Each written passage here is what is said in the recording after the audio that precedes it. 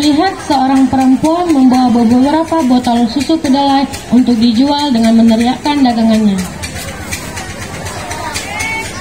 Susu kedelai, sehat bergizi, hanya Rp2.000.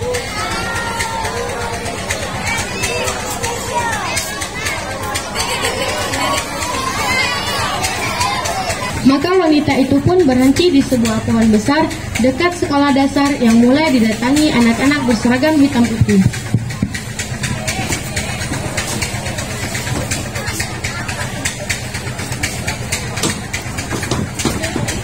Tidak jauh beberapa jarak dari perempuan tersebut, seorang wanita parubaya datang dengan membawa keranjang berisikan jajanan ringan dan kue-kue basah maupun kering.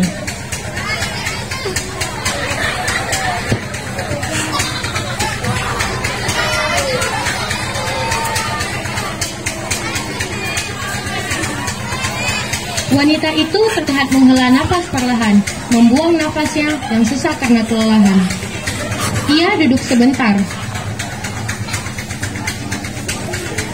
Sesaat kemudian, ia mengangkat meja kecil dengan dibantu perempuan penjual susu kedelai tersebut.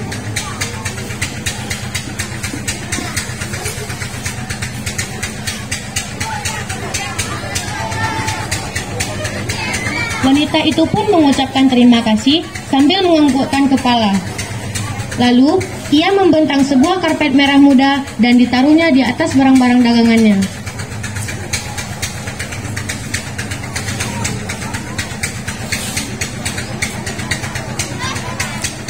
Dari jauh, terlihat seorang gadis berjalan dengan angkuh.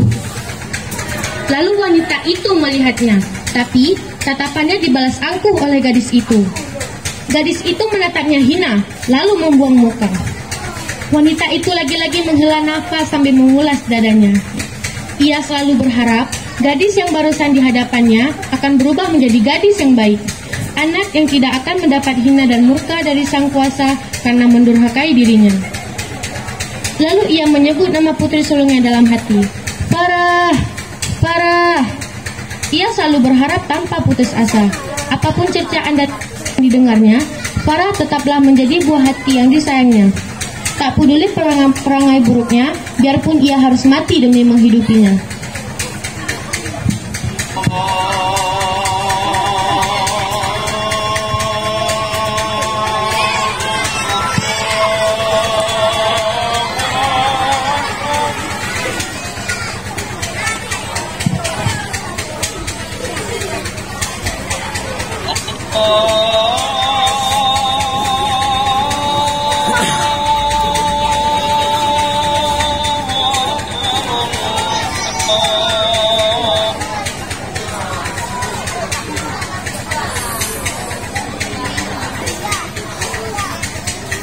Matahari tampak bersinar terang, pertanda bahwa siang telah tiba.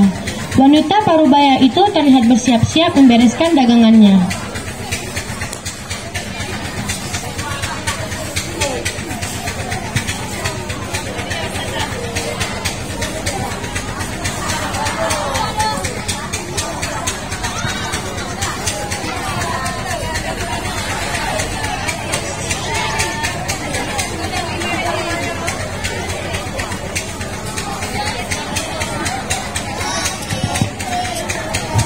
Tapi tiba-tiba, wanita bernama Fatma itu terkejut.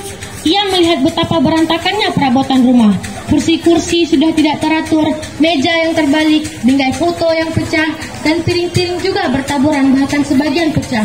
Rumah itu benar-benar hancur, terutama Fatma melihat sang anak keduanya Ratih duduk di lantai dengan menangis terseduh-seduh. Hal tersebut membuat Fatma berlari menuju sang anak yang terlihat malang. Bukan sekedar air mata yang tumpah, tetapi seperti membekaskan luka dari sebuah tampuran. Tiba-tiba Farah keluar dari kamarnya dengan sebuah tas besar.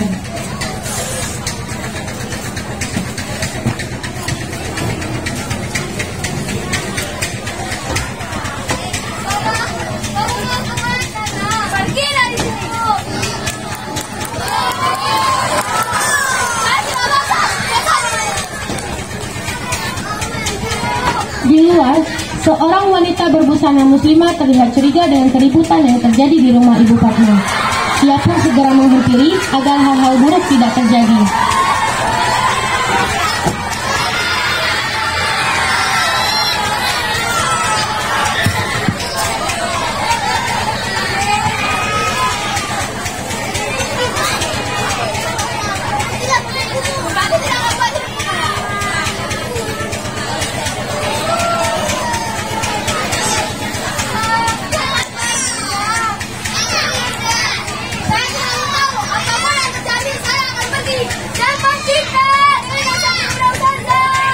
Farah acuh pada perkataan orang-orang di sekelilingnya. Farah pergi dengan angkuh tanpa menatap tiba sang ibu. Hingga beberapa saat kemudian, Ibu Fatma memegang dadanya dan ia pun terjatuh di pangkuan Rasti. Ia merasakan perih yang sedang tak tertahankan. Matanya mengerjak-gerjak ke langit-langit gunung. Sepatah dua patah meliput Farah. Lalu Rasti lembutku kenang kasihmu ibu di dalam hatiku kini menanggung rindu. Kau tabur kasih seumur masa bergetar syahdu di dalam hatiku. 9 bulanku dalam rahimmu bersusah payah untuk jaga diriku. Sakit dan lelah tak kau hiraukan demi diriku.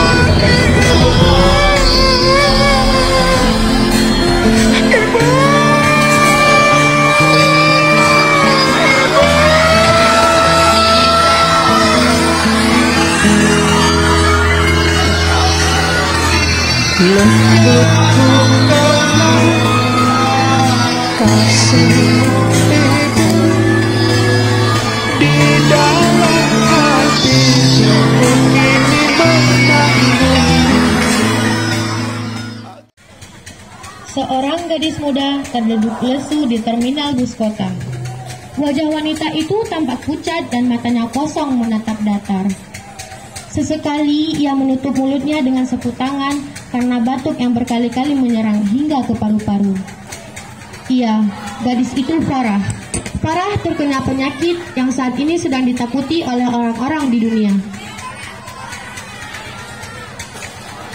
Terlihat 2 orang remaja perempuan melintas di hadapannya.